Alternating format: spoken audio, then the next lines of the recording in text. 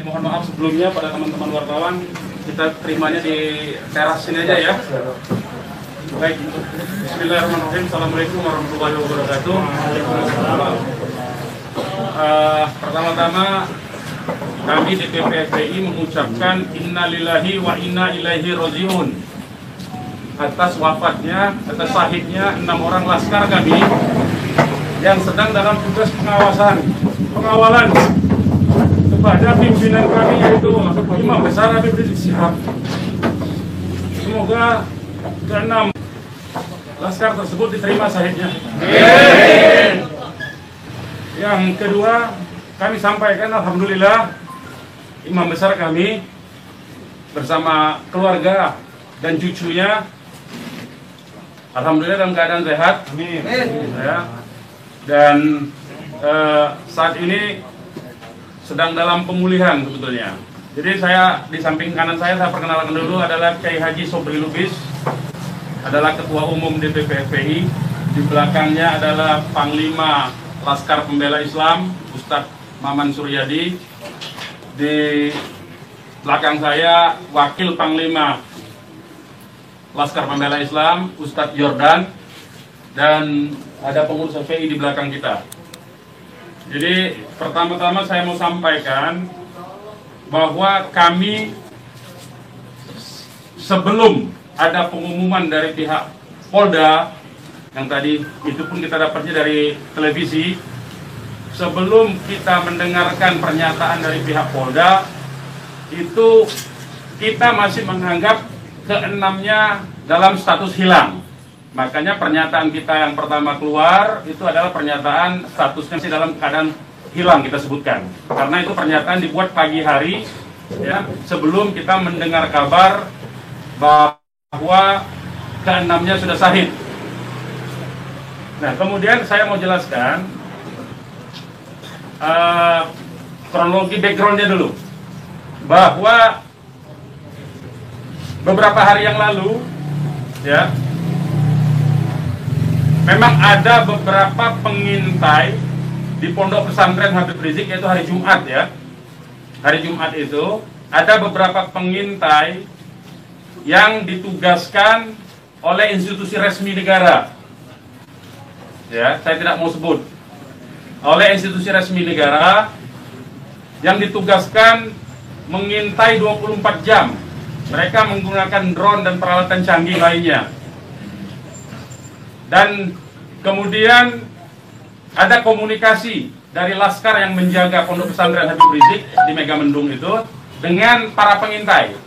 Karena kebetulan mereka terjebak dengan cara pengintaian mereka sendiri yang tidak profesional. Ada komunikasi antara laskar penjaga Markas Syariah Megamendung dengan para pengintai. Ya.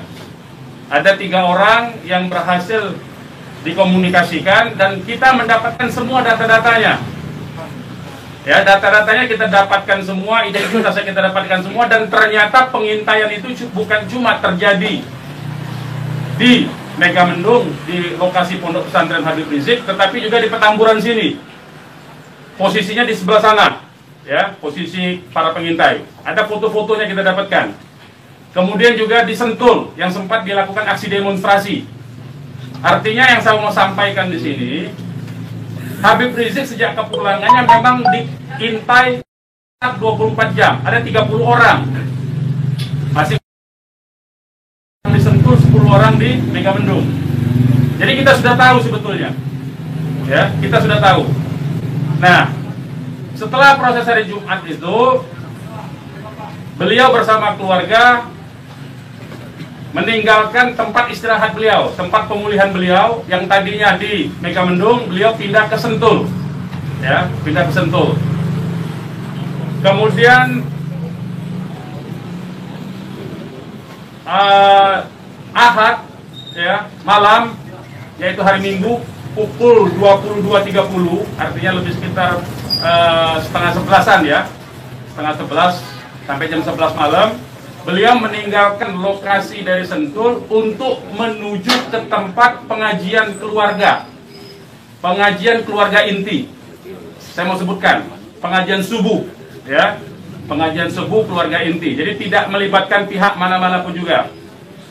Dengan 4 mobil keluarga. Di dalam mobil ada istri beliau, ada anak dan ada menantu.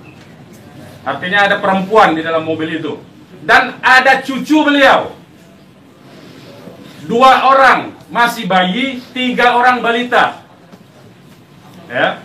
Jadi di rombongan Habib Rizik itu ada balita, ada bayi dan masih belum 1 tahun dan ada balita.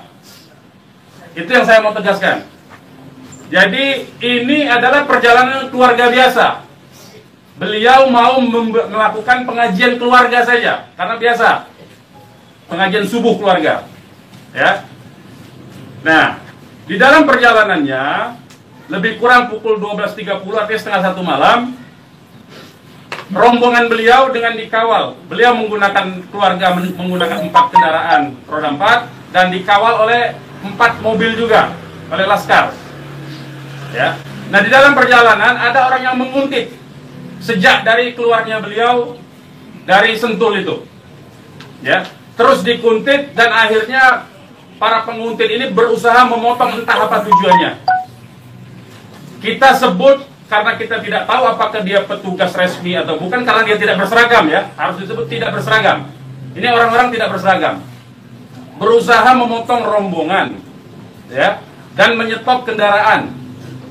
Nah, para pengawal tentu saja bereaksi untuk melindungi, ya, untuk melindungi Imam Besar Habib Rizik Syihab. Itu reaksi normal, karena memang mereka bertugas untuk mengawal. Reaksi normal. Yang patut diberitahukan kepada teman-teman pers semua, bahwa fitnah besar kalau laskar kita disebut membawa senjata api dan tembak-menembak. Fitnah itu.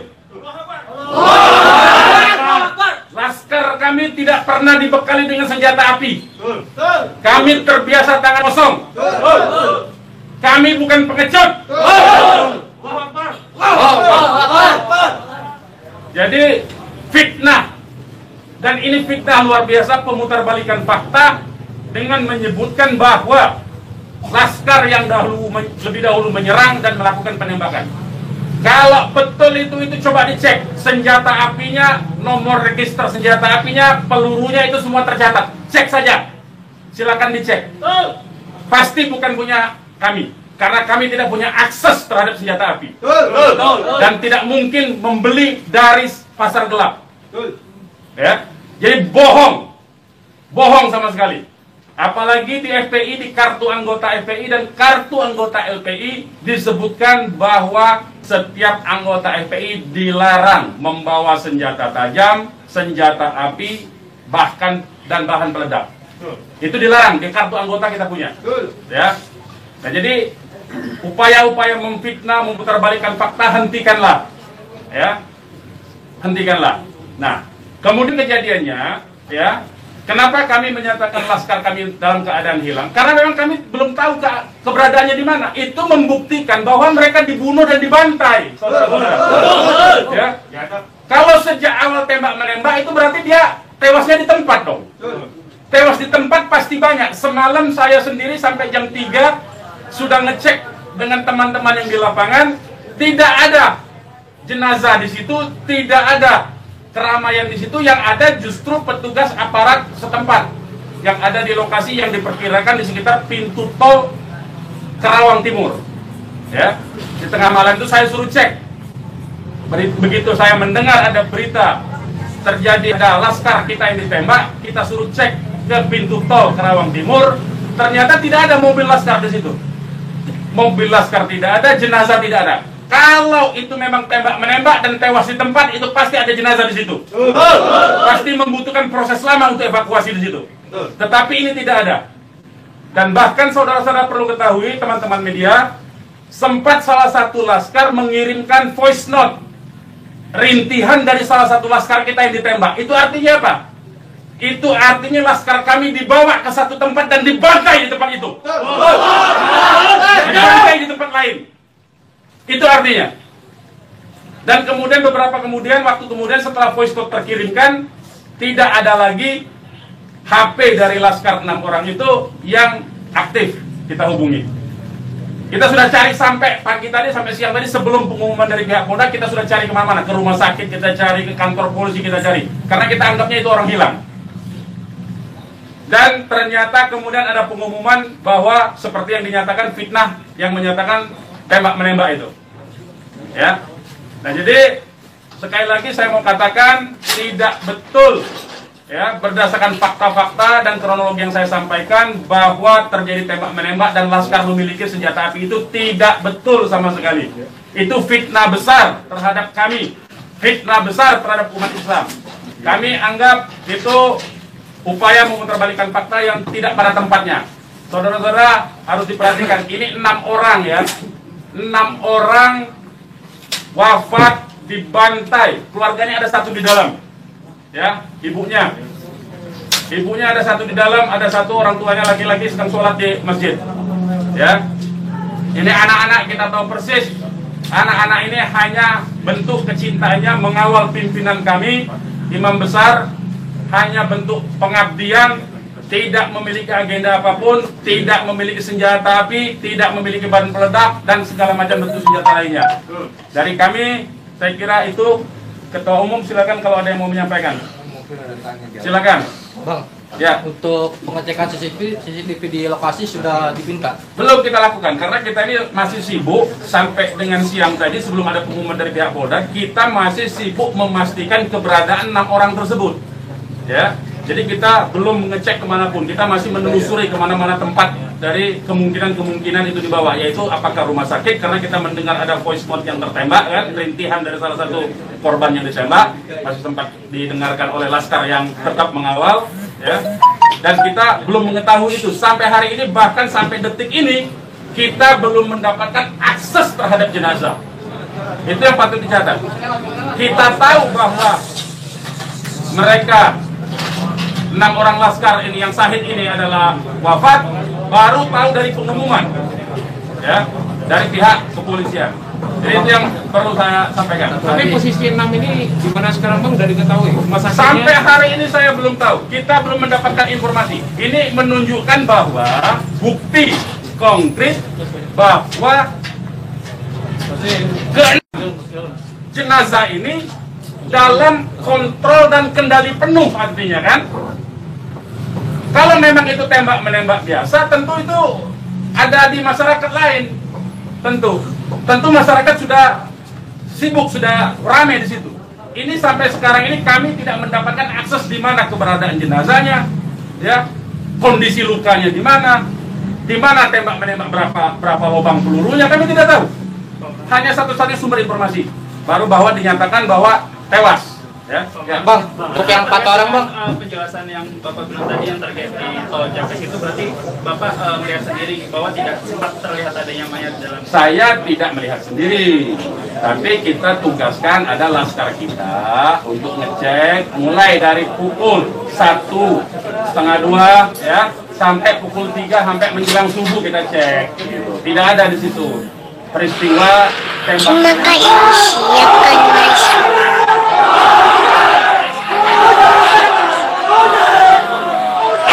Terima kasih. Siapkan masuk. Lokasi yang kita duga tempat terjadinya itu. Bang, untuk yang 4 orang yang masih sisa itu kan ada 10 orang kan yang dikabarkan yang mengawal itu 4 mobil. Jadi lebih dari 10 orang. Berarti yang sisanya itu bakal bisa menjadi saksi dong Bang? Insya Allah bisa, ya, Insya Allah bisa. Tapi konsentrasinya 2 mobil konsentrasi terus melakukan pengawalan terhadap Habib Rizik, ya. Yang 2 mobil lagi itu yang berhadapan dan untuk upaya ditangkap oleh pihak yang kita belum tahu sampai sekarang. Tapi diakui oleh mereka itu sebagai polisi kan. Mestinya kalau polisi, saya mau katakan, kalau polisi dalam upaya penyidikan itu mestinya penyerahan surat. Kan surat sudah diserahkan, untuk apa lagi dikuntit? Kan Habib Rizik tinggal datang atau tidak kan? Kalau dia datang kan ada upaya-upaya hukum yang mereka gunakan berdasarkan kewenangan mereka. Tidak perlu ada kuntit-mengkuntit seperti itu. Ya, jadi ini menjadi catatan penting ya. Ini menjadi catatan penting. Habib Rizik sudah dipanggil dan kita sudah mendatangi hari ini pengacara kita. Ya, jadi tidak ada kaitan itu dengan bahwa Habib Rizik seperti apa, tidak ada. Ya, itu proses mekanisme hukum biasa. Ya, silakan yang lain. Ada langkah-langkah hukum atau langkah apa terkait kejadian ini? Ya tentu begini. Jadi ini tidak boleh ada satupun ya warga negara ya penjahat sekalipun ya itu dibenarkan untuk dilakukan apa yang disebut dengan extrajudicial killing seperti itu.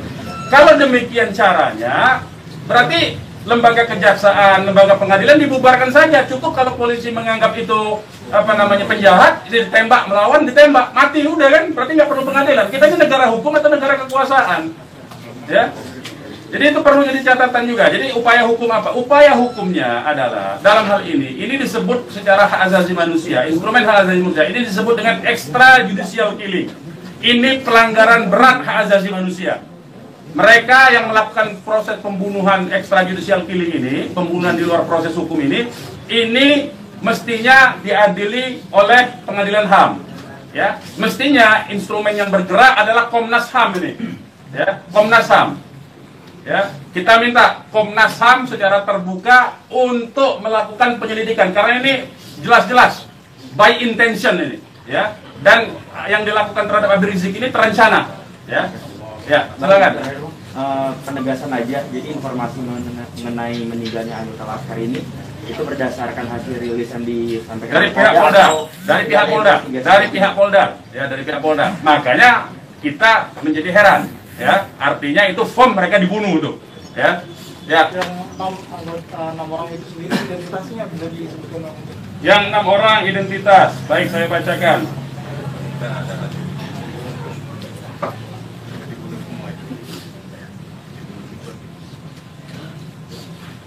Saya bacakan nama-nama laskarnya ya. 1 Faiz, ini nama panggilan, kita belum cek nama aslinya ya. Ini baru nama panggilan dari teman-temannya yang mengabarkan. 1 Faiz, 2 Ambon, 3 Andi. Yang Andi ini ibunya sudah ada di sini di dalam kantor kita. 4 Reza, 5 Lutfi, 6 Kadafi. Ya. Semuanya adalah anggota Laskar dari Laskar DKI. Ya. Saya ulangi lagi, Faiz, Ambon, Andi, Reza, Lutfi, dan Kadafi. Ya, 6 orang. Usianya sendiri rentangnya ada. Usianya kita masih cross check dengan keluarga ya. Kita belum tahu karena kita kan tidak pegang KTP-nya. Bang, satu lagi nih.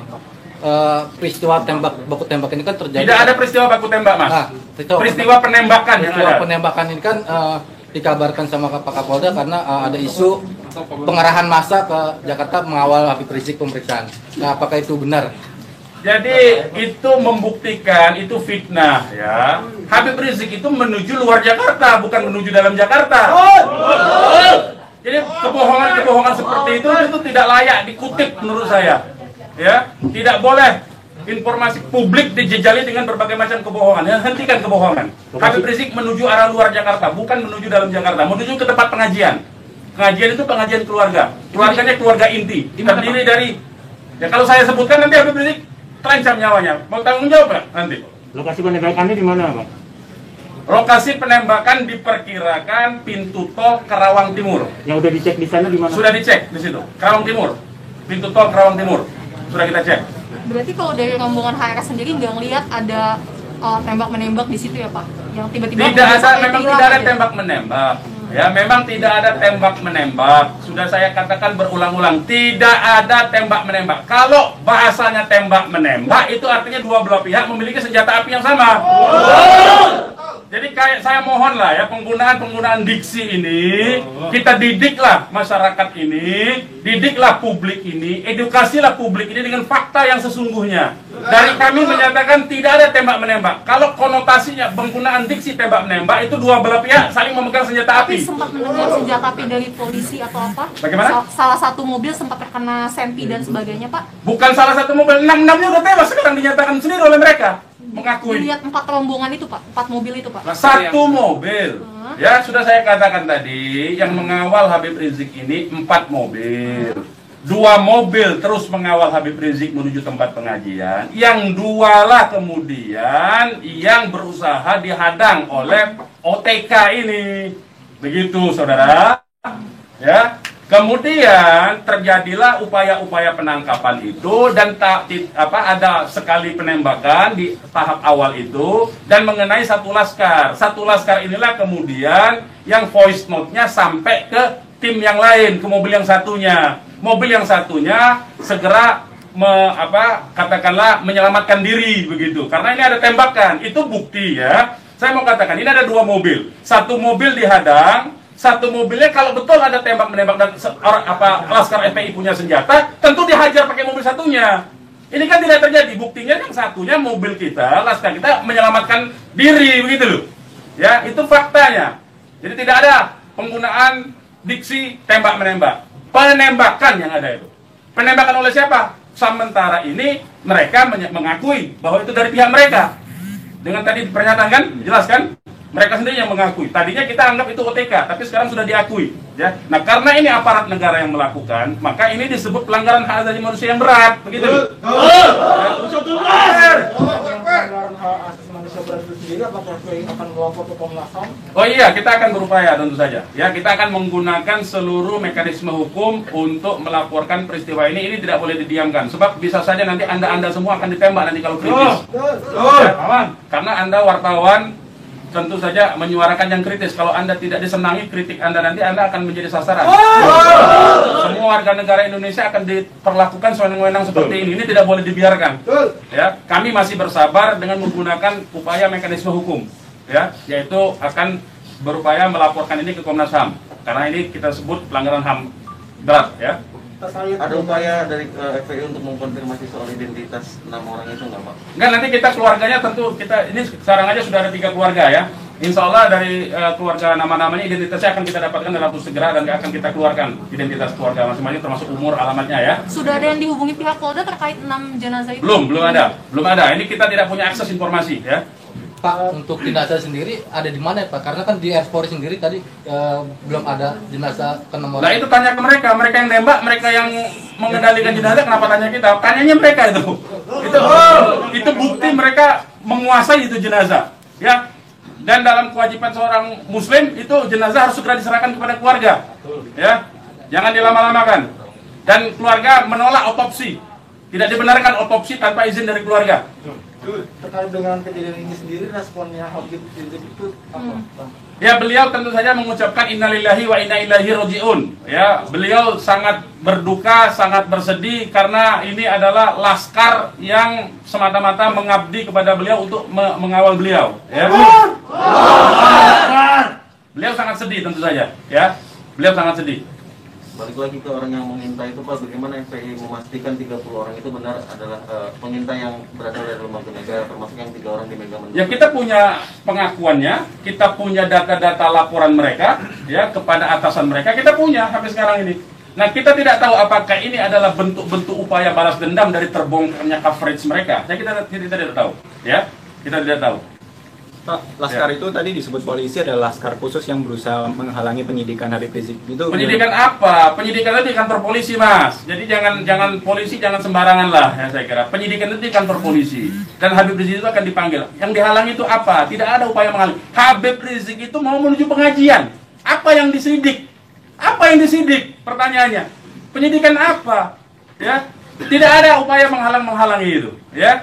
Tidak ada upaya menghalangi. Itu fitnah, lagi-lagi itu fitnah. Ini upaya untuk melepaskan diri dari jerat hukum. Ini pelanggaran HAM, saya katakan.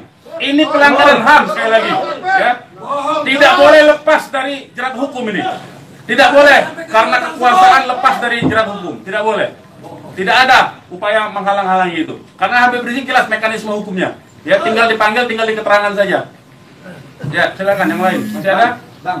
Ya. Bang, ini barusan IPW merilis tentang kasus ini. Siapa? IPW, Indonesian Police Watch. Jadi Okay. IPW mendesak untuk Jokowi mencopot Kapolri sama membentuk tim pencari fakta bahwa ada pelanggaran di sini.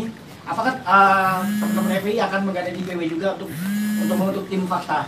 Ya, kalau IPW kan LSM memang dia selama ini berfungsi untuk menjadi pengawas polisi kan, namanya Police Watch kan.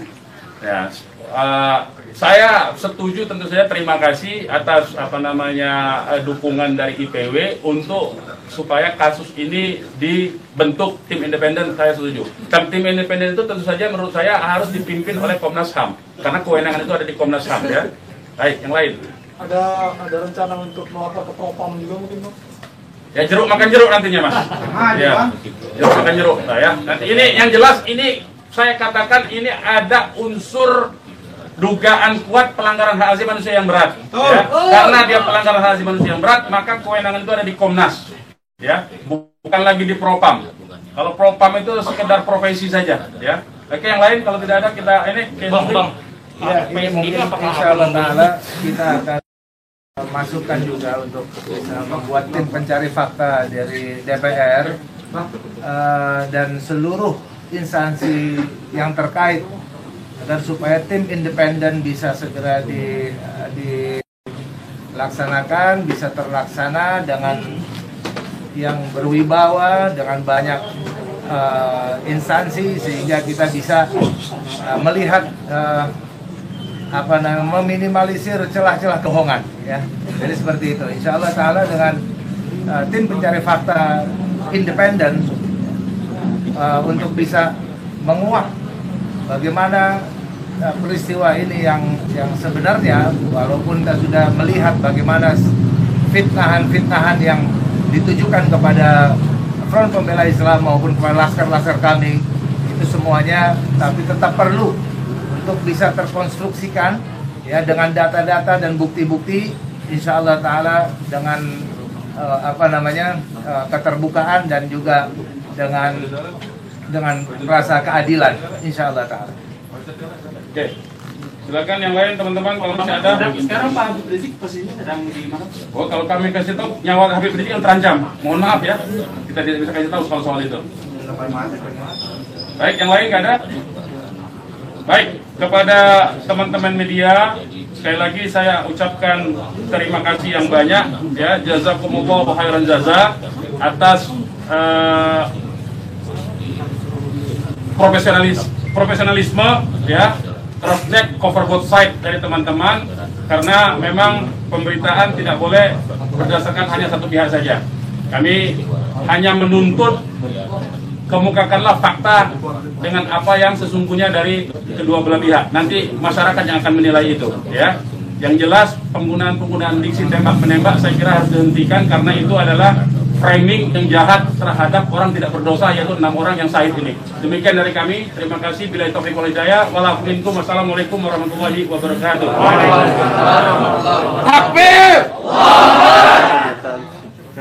Umat Islam siap! Bakar!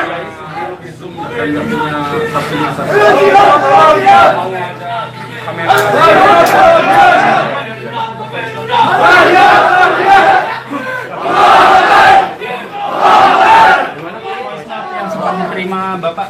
Saya belum pegang, tapi itu keterangan dari komandan timnya. Saya memang sengaja belum minta ya. Itu dari korban bernama siapa Pak? Yang voice note itu? Bagaimana? Atas nama siapa korban voice note itu Pak? Itu juga belum tahu. Itu voice note-nya itu dikirim itu sangat cepat sekali. Kita belum tahu. Saya sendiri belum dapat. Tapi itu keterangan voice note dari komandan yang mengawal Habib Rizik semalam. Ya, berarti isinya teriakan saat rintihan ya. Ada rintihan mengadu kesakitan seperti itu. Hanya sebentar, hanya beberapa detik. Dari nomor siapa dikirimnya Pak? Apa dari nomor laskar atau nomor yang tidak dikenal? Nomor laskar dong, nomor laskar. Itu kan mereka kan punya komunikasi di antara mereka. Gitu ya. Beredarin gambarnya. Ya ini betul ya, betul. Itu semua ya. Itu sudah saya sebarkan di antara beberapa teman. Jadi saling berbagi saja ya. Benar ya, Bang? Benar itu benar. Itu benar itu. Kalau saya cek lagi. Ya, betul ya, betul. Itu 6 orangnya itu. Oke, ada lagi? Gak ada ya. Terima kasih banyak ya, teman-teman ya. Oke, Bang. Boleh di sini ya. Di ini hubungin aja ya. Nah, tolong di 4:30 ya. Biar dalam ya. atribusinya masih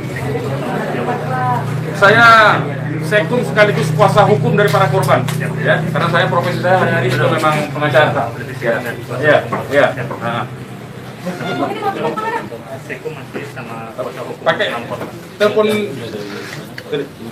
Tuh bisa, silakan kalau itu ya. Tapi pakai telepon, ya.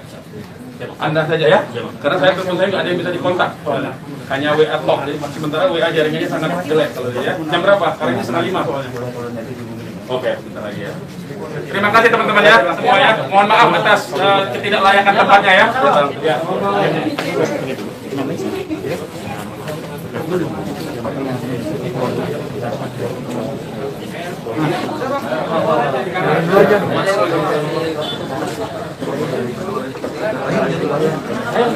Kita keluar dulu. Beginilah suasana di markas PI di Petamburan Jakarta.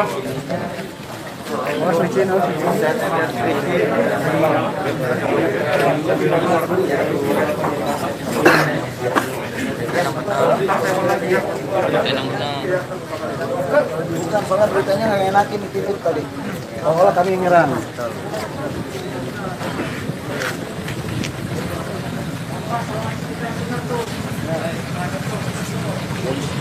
Ini ada.